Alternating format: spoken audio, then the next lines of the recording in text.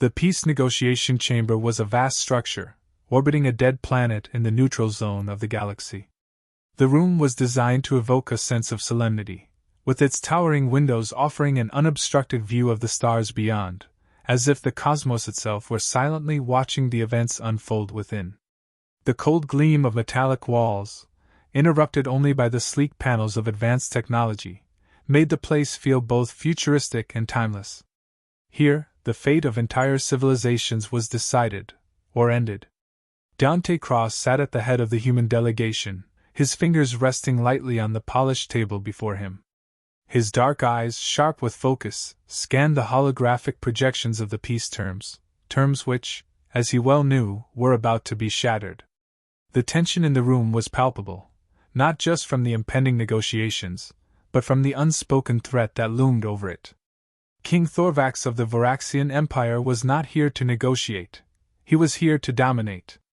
The atmosphere was stifling. Dante had been in countless negotiations, yet there was something different about this one. This time, it felt as though the peace they sought was slipping through their fingers. The human delegation, comprising military strategists, legal advisors, and politicians, sat in stiff silence, knowing full well the stakes of this meeting. In front of them was the most dangerous figure in the galaxy, Thorvax, ruler of the Varaxians, an alien race known for their sheer military might and unyielding pride. As the doors to the chamber opened with a mechanical hiss, all heads turned. King Thorvax entered, flanked by his most trusted generals. The Varaxian king was a towering figure, his green-scaled skin glistening under the harsh lights. His eyes, large and slit-pupiled, gleamed with a cold, calculating malice. His long, clawed fingers gripped the edge of the chair he unceremoniously dragged into position, and without a word, he sat, casting a glance at each member of the human delegation. He didn't need to speak, his presence alone commanded attention. Dante kept his posture straight, his hands resting on the table as he exchanged a brief, cold glance with the king. There was no room for pleasantries. The silence stretched until it became unbearable. "Well, Dante Cross," Thorvax's voice broke through the stillness. It was low, rumbling like thunder, yet calm, almost too calm. "I've heard much about you. The human diplomat who believes in peace. But peace is not what you offer. No, what you offer is submission." Dante took a slow breath, his voice smooth and measured. "We're here to find a solution, Thorvax. The neutral zone is vast, and there's more than enough space for both our peoples. We don't need war." Thorvax's lips curled into a smirk, sharp teeth visible beneath his snout. "War is inevitable, human. You've trespassed into what we hold sacred. I told you this before, but you refused to listen. Your people are weak. I demand your colonies withdraw, or face the full force of the Varaxian Empire." A murmur rippled through the human delegation. Dante, however, remained unmoved. He met Thorvax's gaze, unwavering. "We have no intention of withdrawing," Dante said firmly. "We are explorers, not invaders. The neutral zone exists for peaceful cooperation, not territorial conquest." Thorvax's eyes narrowed, and he leaned forward, his claws tapping the table with unnerving precision. "Your arrogance blinds you, Cross. It's not just the neutral zone I want. It's the resources beyond it. And if you think you can challenge me without consequences, then you are gravely mistaken." The room seemed to shrink under the weight of his words. Dante's mind raced. He had expected this, of course. The Varaxians were notorious for their imperialist tendencies, but this open threat of annihilation, was a new level of aggression. Still, he knew he had to stay calm. He had to find a way to talk his way out of this, to save humanity from the war that was brewing just below the surface. "We are not your enemies," Dante said, keeping his voice steady. "But we will not submit to demands born from aggression. We want peace, Thorvax. We are offering peace. If you insist on war, then you force our hand."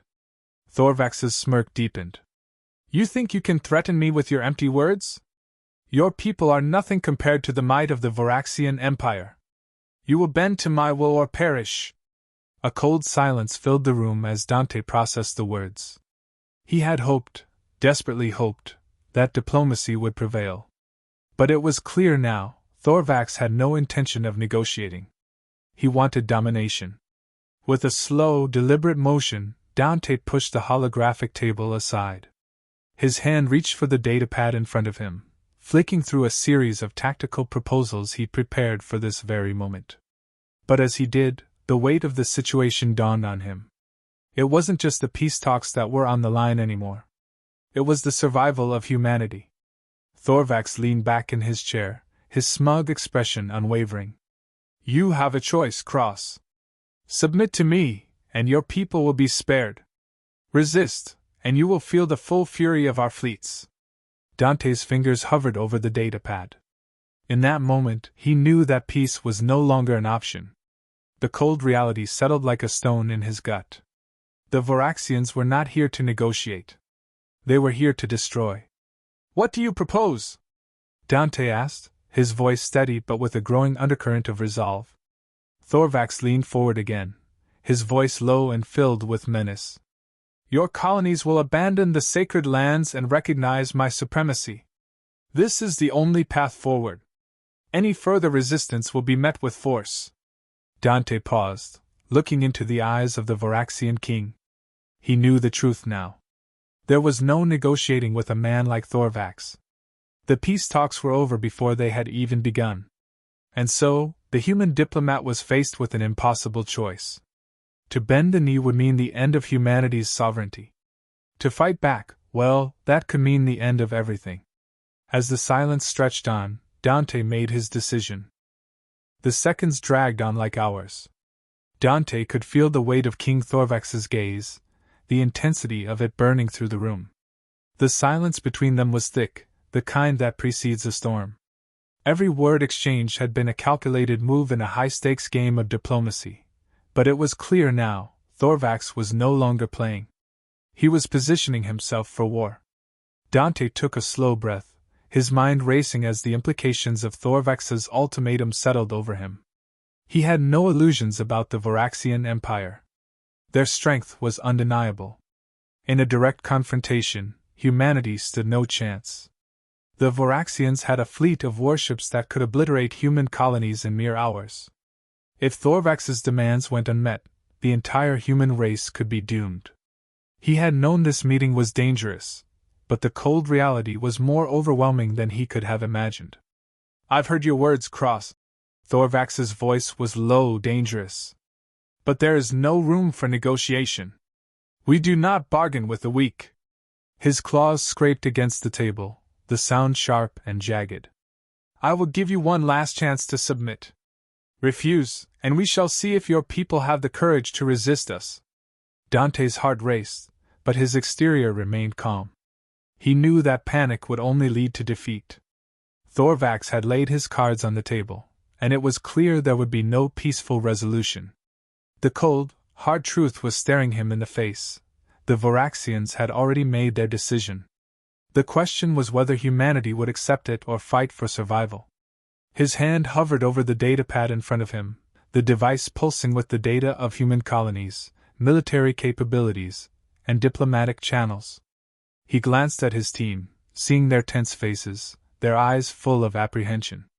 Dante had been a negotiator long enough to know that peace was always the goal, but sometimes survival meant making the hardest choice. We cannot and will not give in to your demands, Thorvax, Dante said, his voice steady but with a quiet intensity. Humanity is not here to bow to anyone. Our presence in this sector is not an infringement on your empire. It is a right of exploration and cooperation.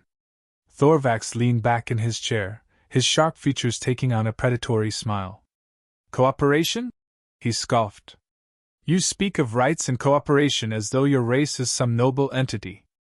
Do not mistake my patience for weakness, human. Your people will either submit or perish, and you will not stand in my way. Dante's jaw tightened. The king's words had a finality to them, but Dante refused to let fear cloud his judgment. He had prepared for every possible outcome, but this was different. The stakes were no longer just about negotiations. They were about survival. With a swift motion, Dante activated the holographic display of human colonies. He highlighted a map of the disputed sectors, showing the locations of the most valuable resources and strategic zones. "These territories are not sacred to you," Dante said, trying to keep his voice composed. "They're valuable to both our people. The neutral zone was established for the very purpose of shared access. We are not here to conquer Thorvax, but to cooperate.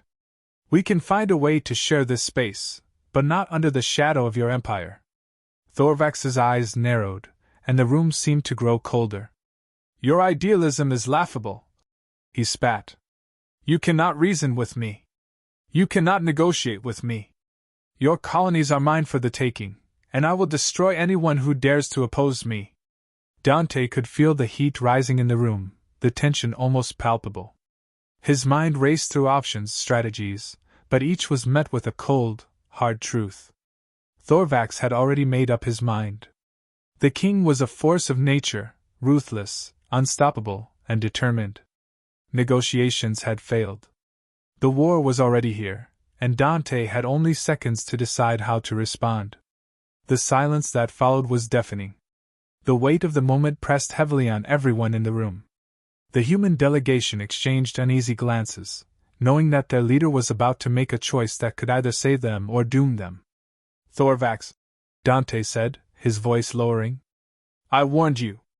You're not the only one who can make demands." He stood slowly, his eyes locked on the king's. "If you insist on war, then we will fight. But not in the way you expect." Thorvax's lips curled into a smug smile. "Fight? What can your puny human race do against the might of my empire?" Dante didn't respond immediately. He could feel his pulse in his throat, his body bracing for what he knew had to come. The stakes had changed. Peace was no longer an option, but survival still was, if he played his hand right.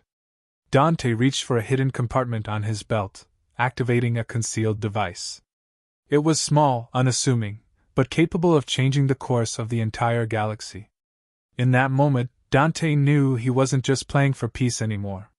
He was playing for survival, for his people, for humanity's future. Thorvax's smile faded when he saw the slight shift in Dante's posture. The king's instincts told him that something had changed, something unseen, and for the first time in the meeting, he hesitated. "You think you can stop me, human?" Thorvax growled, his massive hands flexing. Dante's eyes flicked briefly to his team, then back to Thorvax. "I think I can make sure that your threats become meaningless." The room held its breath. Every delegate, every officer, every general knew that something monumental was about to happen. The flicker of an idea, the sharpness of realization, Dante had drawn the line. There would be no more compromises. In that moment, Dante Cross made the hardest decision of his life.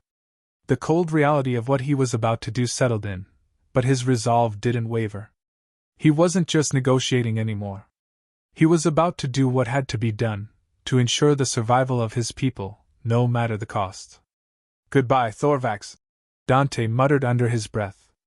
With a single, calculated motion, Dante pressed the hidden button on his device, sending a silent signal across the room that would alter the fate of every living soul in the chamber. Thorvax didn't even have time to react. The moment Dante pressed the button, the chamber fell into a deathly quiet. The hum of the spacecraft's engines outside, the flicker of holographic displays, even the shallow breaths of the human delegation seemed to pause. Time itself felt like it had stopped, suspended in that infinitesimal moment where the world would never be the same again. Dante's hand remained steady on the data pad, his eyes never leaving King Thorvax. He had expected the Varaxian king to react, to call out in rage, or perhaps to retaliate with violence.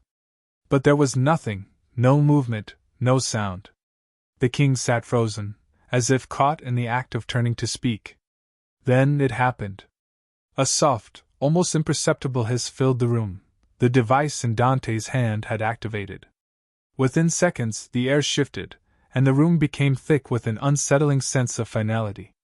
The display on Dante's data pad blinked twice, confirming the silent execution of King Thorvax. The Varaxian ruler was dead. Dante's heart hammered against his chest, but his face remained stoic. He allowed his hand to fall slowly from the datapad. He felt no victory, no satisfaction, only the grim certainty that his actions had just sealed a fate he couldn't undo. Thorvax had been a tyrant. He had threatened humanity with annihilation, believing his empire was unstoppable. But in the end, it wasn't the might of the Voraxian fleet or the king's superiority that had taken him down. It was a single, calculated decision made by one human diplomat. The room erupted in chaos. The alien delegates, most of whom had been silent observers up until this point, now began shouting, their voices rising in a cacophony of disbelief. The Voraxian guards closest to the king's body reacted first, their weapons drawn in a blur of motion, but they hesitated. The king was gone, and without his command, they were lost. "Dante!" A voice called from the human delegation, breaking through the tumult. It was Lieutenant Commander Miravalin, one of the top strategists on Dante's team. Her face was pale, her hand shaking as she looked toward the lifeless body of Thorvax. "What have you done?" Dante turned toward her, his expression still calm, though his insides were churning. "I did what was necessary, Mira," he said quietly. "He left me no choice." Myra's eyes widened, but she said nothing more. She had known Dante for years, had seen him negotiate with the most difficult of leaders, had watched him outsmart even the sharpest minds. But this was something entirely different. The others in the room, both human and alien, stood frozen, unsure of what to do next. Then, it was General Aratash, the leader of the Zelvarian delegation, who spoke. His voice, though strained, cut through the noise. "What is this, Cross? A human killing a king, without a single shot fired? How can we justify this act of assassination? How can we?" "We didn't start this," Dante interrupted, his voice steady, though a flicker of regret passed through his eyes. "Thorvax gave us no other option. We were trying to prevent war, but he wanted destruction." Aratash was silent for a long moment. Then, he stepped forward, his massive form casting a shadow over the body of the king. "You humans always think you can outthink the universe," he said, his voice low and dangerous. "You play with forces you don't understand." "You're wrong," Dante said, meeting his gaze without flinching. "We understand perfectly. We understand what's at stake here. You can call this what you like, Aratash, but I didn't kill Thorvax out of hatred or malice. I did it to ensure humanity's survival." Aratash's face softened for a moment, but only briefly. He looked to the other alien delegates. "And what do we do now, Cross? Your people have crossed a line that cannot be undone." Dante took a deep breath and addressed the room. "I know what I've done. And I know the consequences. But the alternative would have been genocide. We've all seen what Thorvax was capable of. Do you think he would have stopped? He wanted to annihilate us without a second thought. For the good of your people, as well as mine, I had no choice but to act." The tension in the room was suffocating. But it was then that one of the other alien leaders, a high-ranking diplomat from the Andromean coalition, spoke up. Her voice, while measured, held a trace of curiosity. "You're right about one thing, Cross," she said. "Thorvax was a threat. But now you've made a move that no one can take back. What happens next?" Dante exhaled slowly, his fingers tapping the surface of the table as he weighed his next words. "Now we need to prepare for the fallout. The Voraxian Empire will not take this lightly. There will be consequences, and not just for humanity. The rest of you will need to decide whether you stand with us or against us." The room went quiet again, as all eyes turned to the alien delegates. They were each processing the event in their own way, calculating the political ramifications, weighing their options. Dante knew this was a pivotal moment, one that would define the future of humanity's role in the galaxy. "Dante," Mira said, her voice now barely above a whisper. "What do we do now?" He looked at her, his expression hardening. "Now we survive.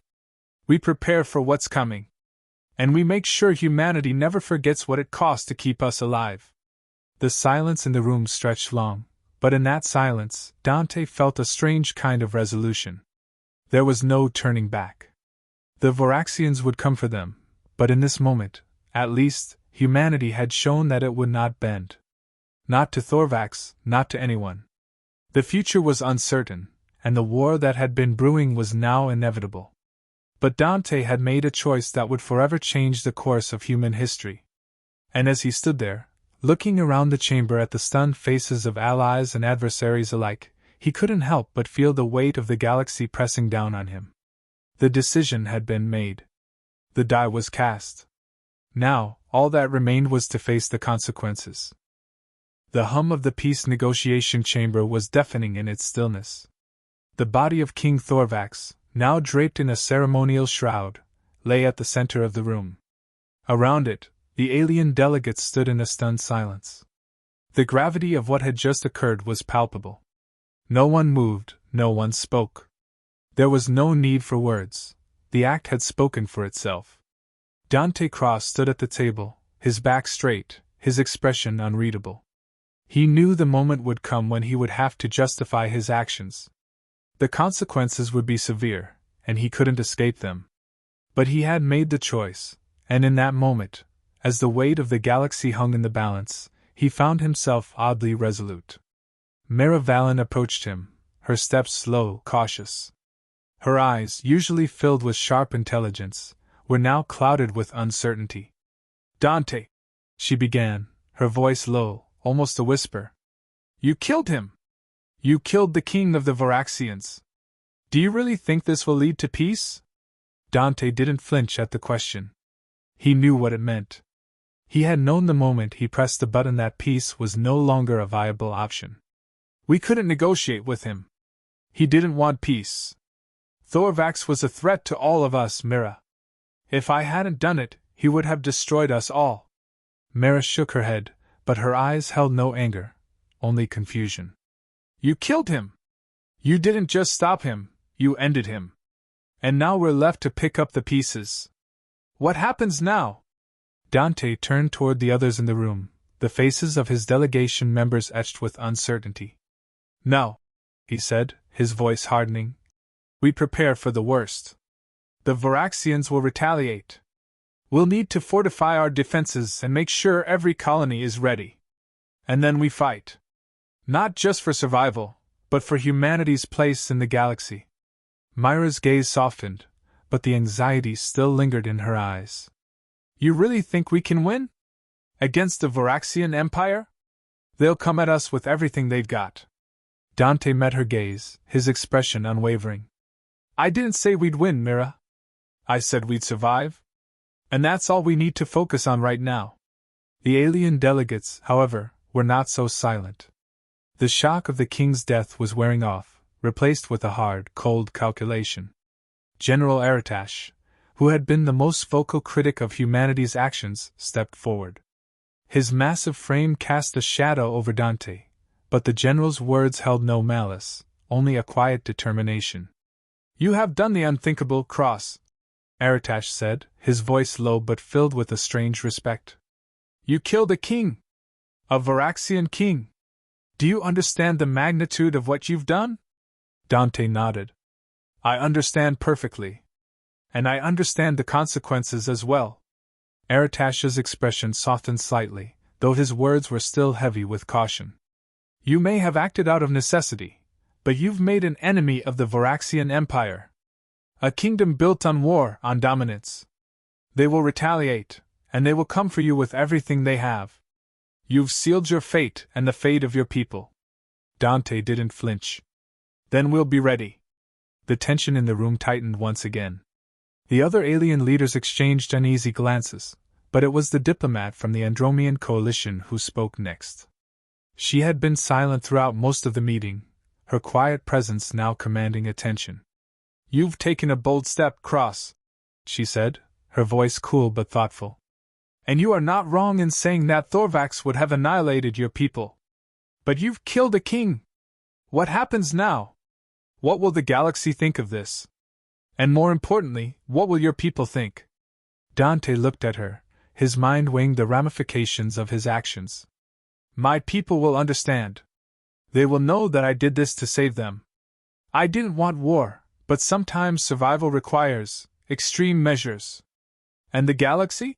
She pressed, her tone sharp but tinged with curiosity. How will the galaxy respond? We are at a tipping point, Cross. You've started a war, and we cannot pretend that nothing has changed. Dante turned away from the delegates, his gaze sweeping over the vast expanse of space visible through the chamber's windows. The stars were as cold and distant as ever, but somehow, in that moment, they seemed more real than ever before. The galaxy will do what it always does, Dante said, his voice quiet but resolute. It will adapt. And will be ready. The human delegation looked to him, some with uncertainty, others with a quiet resolve. They had followed him this far, and now they had no choice but to follow him into the unknown. Their future, humanity's future, was no longer in the hands of diplomats and treaties. It was in the hands of those who were willing to fight. Dante, Mira said softly, what if we lose? What if humanity can't survive this war? He turned back to her, his expression softening for the first time. If we lose fighting. And that's something I can live with. The silence that followed was heavy, filled with the weight of the decision that had been made. There was no turning back now. The future had been set in motion, and it was a future shaped by sacrifice. As the alien delegates began to leave, their faces filled with uncertainty and fear, Dante remained where he stood. He knew that the next few days would be crucial. The Varaxians would not let this go, and the galaxy would be watching. But for now, there was nothing more to say. He had done what he believed was necessary. The survival of humanity depended on the strength and resolve of its people. And no matter what happened, Dante knew one thing with certainty: humanity's fight for survival had only just begun. He turned to Mira, his voice firm. Prepare the fleet. We're about to make history. Mira nodded, her expression resolute. Yes, sir. As Dante looked out at the vastness of space, he couldn't help but feel the weight of the galaxy pressing down on him. The decision had been made, and the cost had been high. But there was no going back. The future of humanity was on the line, and he would do whatever it took to protect it. For better or worse, the war had already begun.